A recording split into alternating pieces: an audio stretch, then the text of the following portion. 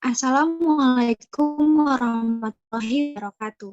Halo teman-teman semuanya, kami perwakilan dari kelompok 9 akan mempresentasikan mengenai mitos otak. Ini mitos mengenai otak bekerja lebih optimal saat keadaan tertekan. Izinkan saya memperkenalkan ada dari kelompok 9. Yang pertama ada saya Putri Mahani, yang kedua ada Dia Pramestri Gita Amita Nirwana, yang ketiga ada Amelia Kusumahani, dan yang terakhir Hadila Putri Mahani. Secara umum, itu hemisfer kanan dan hemisfer kiri yang dihubungkan dengan korpus kolosum. Dalam proses belajar, kedua belahan otak berperan penting. Otak manusia terdiri dari sekitar 72-70% 10-12 protein dan 8-10% lemak. Otak bekerja secara non-stop walaupun kita sedang tidur. Beratnya sekitar 20% dari berat tubuh, otak ternyata mengonsumsi sekitar 20% dari suplai oksigen tubuh, 20% dari kalori yang kita butuhkan. Menurut Sperry, dalam Webb dan Peace 2007, bagian bahan otak yaitu hemisfer kanan memiliki kemampuan lebih dalam memecahkan persoalan, menuntut kemampuan visual dan spasial, kemampuan menggunakan peta, pola, mengenali wajah, dan membaca ekspresi wajah.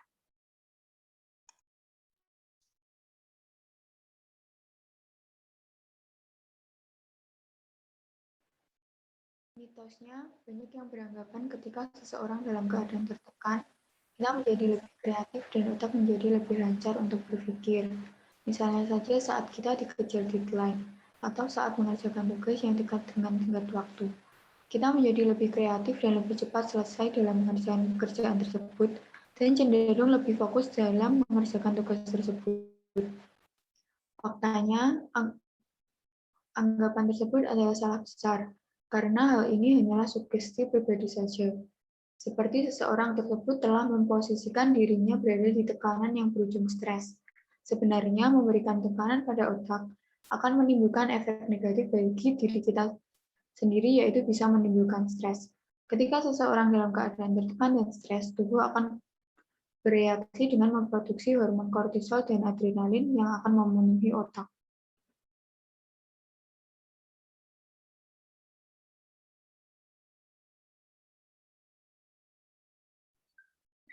Peranan hormon kortisol dan hormon adrenalin.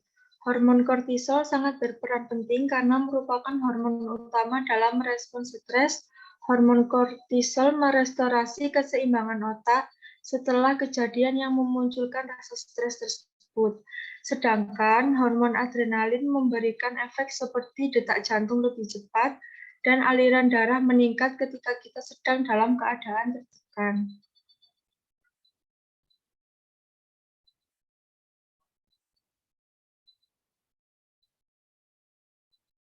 Dampak saat hormon tersebut memberikan efek, hal tersebut dapat mempengaruhi bagian vital otak yang berperan dalam penyimpanan memori jangka panjang.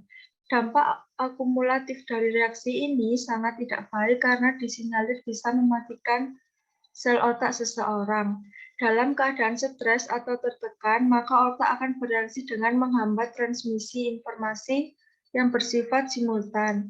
Akibatnya, salah satu belahan otak akan mengalami switch off, sehingga akan terjadi masalah dalam koordinasi dan gangguan terhadap kemampuan untuk berpikir jernih, memecahkan masalah, kemampuan komprehensi, organisasi, dan komunikasi secara efektif, yang mana pada akhirnya dampak yang ditimbulkan secara terhadap otak pada saat kita tertekan ini akan secara langsung berpengaruh kepada pekerjaan yang sedang kita lakukan, sehingga pekerjaan tersebut menjadi tidak maksimal.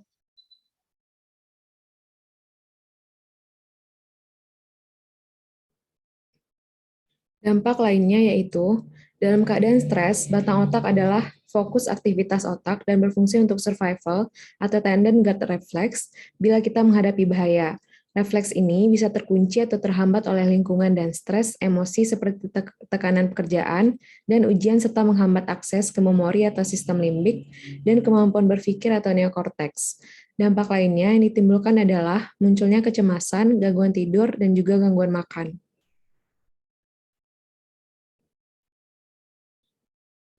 Dalam proses belajar ataupun mengerjakan sesuatu pekerjaan, kedua belahan otak, yaitu hemisfer kanan dan hemisfer kiri, berperan penting dan saling bekerja sama. Saat keadaan otak memasuki gelombang alfa, 8-12 Hz akan membentuk kondisi otak yang rileks, namun waspada sehingga bagian dari otak, yaitu hipokampus dan somatosensori, dapat bekerja dengan optimal. Dalam suatu penelitian, juga menunjukkan bahwa belajar ataupun mengerjakan sesuatu pekerjaan akan lebih mudah dan cepat jika seseorang tersebut dalam kondisi santai dan reseptif atau tidak dalam kondisi tertekan.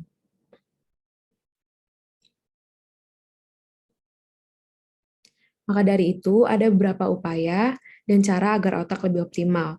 Yang pertama adalah makan makanan bergizi, istirahat yang cukup, olahraga teratur, menentukan skala prioritas, membiasakan diri untuk menghadapi stres di pagi hari, dan menemukan puncak kinerja di pagi hari, serta menghargai siklus.